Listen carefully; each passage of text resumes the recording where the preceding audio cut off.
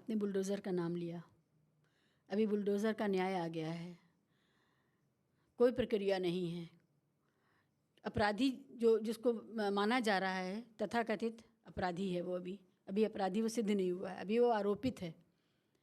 और उसके घर में, उसके परिवार में, उसके बूढ़े माँ बाप हों या छोटे बच्चे हों, उन सब के सर से छत हटा दी गई बुलडोज़र चला करके। और ये पुलिस की देखरेख में हो रहा है सब कुछ। क्या लाचारी महसूस करता होगा विभाग? क्या वो अपनी खुशी से ये बुलडोज़र चलवा रहा है खड़े होकर के? नहीं, मैं भी यही कह रहा हूँ कि अगर कॉन्स्टिट्यूशनल कंडीशनिंग हो तो आप पहले तो ये इंश्योर करेंगे कि नहीं जो कोई काम हो रहा है वो in accordance with the law हो रहा है। ये तो है नहीं नहीं, ये तो कि इतना ग्लेरिंग है ना सर कि अभी आरोपी है कोई, अभी वो अपराधी नहीं है, अभी उसकी गिरफ्तारी भी बाकी है, अभी सारे साक्ष्य, इन्वेस्टिगेशन, सज़ा, कानूनी प्रक्रिया सारा कुछ बाकी है।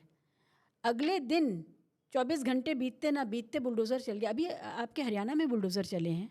इसका फ़ायदा किसी को नहीं है, ना तो समाज को फ़ायदा है, ना उन विक्टिम्स को फ़ायदा है जो उस अपराधी के विक्टिम्स पे थे, उनको भी कोई फ़ायदा नहीं है।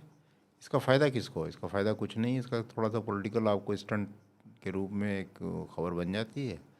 अभी किसी कोर्ट ने जो पुराने मिनिस्टर थे रामपुर वाले, क्या नाम था उनका, आज़म खान को 7 साल की सज़ा दी है एक केस में जिसमें उन्होंने कोई अपने मिनिस्टर होने के दौरान ऐसे ही बुलडोज़र चलवाया था किसी मकान पे। जब वो मिनिस्टर थे तो उन्होंने बुलडोज़र चलवा करके एक मकान गिराया था ऐसे ही। वो केस चलता चलता अब जाके सज़ा हुई है, उसमें उनको 7 साल की सज़ा दी गई है। तो अब जो ये तो केसेस पॉलिटिकल मामला है। हम ये जानते हैं कि आज़म खां को सज़ा जब नहीं दी गई तो क्यों नहीं दी गई, हाँ, और और अब जब दी जा दी रही, गई तो क्यों दी क्यों दी गई, जा रही, हम बिल्कुल। जानते हैं। हाँ, तो यही पॉलिटिकल मामला आगे जब ये आज जो हो रहा है, इसकी क्या गारंटी है कि ये 5 साल के 10 साल के बाद ये केसेस नहीं खुलेंगे और इन पे जो है केसेस नहीं बनाए जाएंगे, और फिर उसमें जो पुलिस वाले भी हैं और जो दूसरे तीसरे हैं वो भी नहीं भुगतेंगे, लेकिन उससे समाज को कोई फ़ायदा नहीं होगा। मैं ये कह रहा हूँ कि बुलडोज़र जब चलाया जा रहा था तब भी गलत था, जब सज़ा दी जा रही तब भी उससे कोई समाज को फ़ायदा नहीं है। मतलब ये रास्ता ही गलत है, इससे किसी को कोई फ़ायदा नहीं है। एनकाउंटर से, बुलडोज़र से कोई फ़ायदा नहीं है।